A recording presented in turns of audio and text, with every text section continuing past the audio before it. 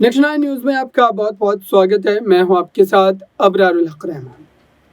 क्या मल्लिकार्जुन खड़गे राजस्थान की सियासत में सचिन पायलट को वाकई सीएम पद की जिम्मेदारी सौंप देंगे? क्या उनको जितने लंबे समय से इंतजार करवाया गया है, क्या उनके इंतजार का फल मीठा होगा? क्या मल्लिकार्जुन खड़गे के इस फैसले पर राजस्थान कांग्रेस इकाई के तमाम नेता सहमति जताएंगे? ये तमाम बड़े सवाल हैं और इस सवाल के जवाब को अगर आप समझना चाहते हैं तो आपको ये हमारी खास वीडियो जरूर देखनी चाहिए।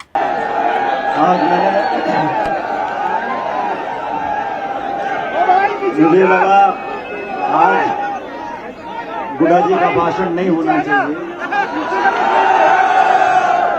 साथियों, अरे ओए भाई कहाँ रहे हो यार, ऐसे मत कर। आज 11 जून स्वर्गीय पायलट साहब की पुण्यतिथि है। अरे यार बाबा कहाँ आ रहे हो आप बीच में? और आप सबके बीच में एक बार फिर हम सब इकट्ठा हुए हैं स्वर्गीय पायलट साहब को याद करने के लिए, श्रद्धांजलि देने के लिए। रवि और आज छात्रावास में जो मूर्ति लगी थी उसका हम सब ने, आप सब ने मिलकर अनावरण किया। मैं उन सभी लोगों को बधाई देता हूं जिन्होंने मूर्ति की स्थापना कराई, इस कार्यक्रम का आयोजित किया।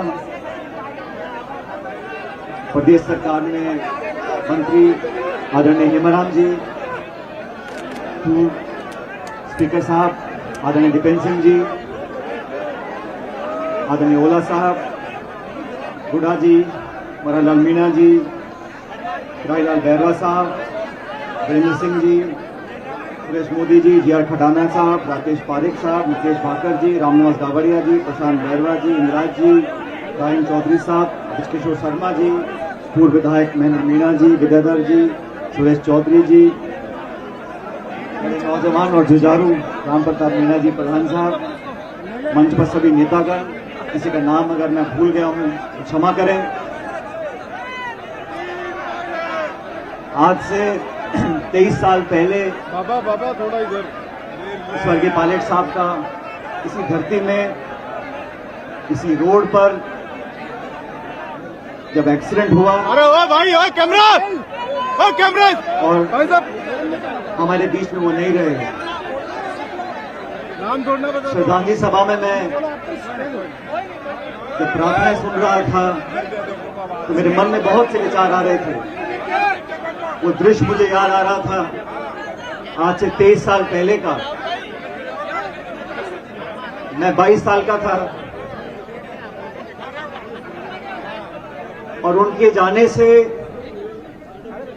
जो एक कमी इस क्षेत्र को, हम सबको, परिवार को हुई, उसकी भरपाई शायद कभी नहीं हो सकती।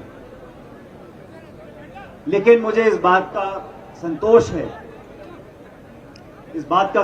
है, कि इस क्षेत्र की जनता ने, आप सब लोगों ने मुझको, मेरे परिवार को कभी एहसास नहीं होने दिया कि स्वर्गीय पायलट साहब हमारे साथ नहीं। 23 साल का समय बहुत लंबा समय होता है और इन 23 सालों में बहुत कुछ हम लोगों ने देखा, बहुत सारे अनुभव हमारे रहे। लेकिन एक बात जो मैंने 23 साल पहले खुद को कही थी, अपने आप को कही थी, उस बात पर मैं पहले भी अमल था और आज भी अमल। राजेश पायलट जी ने अपने जीवन में फौज की नौकरी करी, लड़ाकू विमान चलाए, पाकिस्तान के दांत खट्टे किए और राजनीति में भी अपनी बात को मुस्तैदी से, मजबूती से हमेशा रखा। इसलिए चाहे वो पद पे रहे हो ना रहे हो, लेकिन उनकी बात को सुनने वाले इस देश के करोड़ों लोग थे। उस प्रकार की जो राजनीति थी, उस प्रकार की राजनीति आज इस देश की जरूरत है। बेबाकी से बोलना, सच्चाई ईमानदारी का समर्थन करना, विपरीत परिस्थितियों में भी समझौता ना करना, ये स्वर्गीय पायलट साहब ने हमको सिखाया था। गरीब घर में पैदा होकर मैं तो बड़ा सौभाग्यशाली था। तो जब मेरा जन्म हुआ तो पायलट साहब एयरफोर्स के अधिकारी थे, अच्छी तनख्वाह थी, हमारा पालन पोषण बहुत अच्छा हुआ। लेकिन जब वो छोटे थे, 8-9 साल की उम्र में उनके पिताजी का स्वर्गवास हुआ। 3 बहनें थीं। गांव में कैसे कैसे इकट्ठा कर कर पढ़ाई के पैसे, घर वालों को पालन पोषण के पैसे, बहनों की शादी के पैसे, उन तमाम कठिन परिस्थितियों से निकलकर उस तप में तपने के बाद उन्होंने जीवन में फौज में नौकरी करने के बाद राजनीति को चुना। उनका उद्देश्य सिर्फ इतना था कि वो अपने जीवन में मेहनत कर कर अपने पैर पे खड़े होकर कुछ बन सके। उनका सपना ये था कि इस देश का जो नौजवान है, इस देश के गांव में जो लोग रहते हैं, जो किसानी करते हैं, उन गरीब परिवारों को संभालने के लिए, उनके जीवन में उम्मीद पैदा करने के लिए, उनके रास्ते आसान बनाने के लिए हम अपने राजनीतिक जीवन में कुछ करें। 19-20 साल के राजनीतिक जीवन में उन्होंने बहुत से उतार चढ़ाव देखे और राजनीति में उतार चढ़ाव आते हैं, लेकिन अपने स्वाभिमान से, अपने आदर्शों से, अपनी सोच से उन्होंने कभी समझौता नहीं किया। और इसीलिए मैं मानता हूं कि आज भी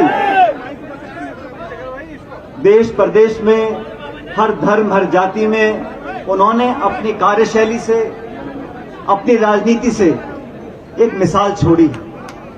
आज हम सब लोग जो राजनीति में हैं, अलग अलग सोच हो सकती है, अलग अलग लक्ष्य हो सकते हैं, अलग अलग विचारधारा हो सकती है, लेकिन सामूहिक जो उद्देश्य है वो राजनीति में स्पष्ट होना चाहिए। और मेरा राजनीति में बड़ा स्पष्ट है। हम चाहते हैं कि देश की राजनीति, प्रदेश की राजनीति स्वच्छ राजनीति हो। इसमें भ्रष्ट लोग और भ्रष्टाचार की कोई जगह ना हो। हम चाहते हैं कि राजस्थान और देश के अंदर किसानों और नौजवानों की उम्मीद को तोड़ ना सके। भविष्य के प्रति अगर हम उम्मीद से देखते हैं, हम में ऊर्जा आती है। अगर भविष्य में हमें निराशा दिखती है तो मन नहीं करता मेहनत करने का। नौजवान के मन में अगर निराशा आती है तो देश में प्रगति होना संभव नहीं है। और आप सब जानते हो, मुझे भी राजनीति में आज 20-22 साल हो गए। मैंने हर मोर्चे पर,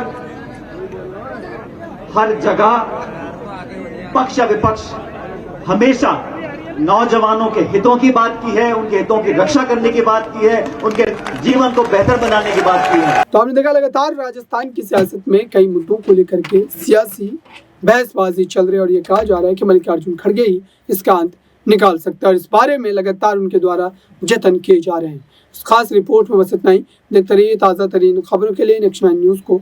धन्यवाद।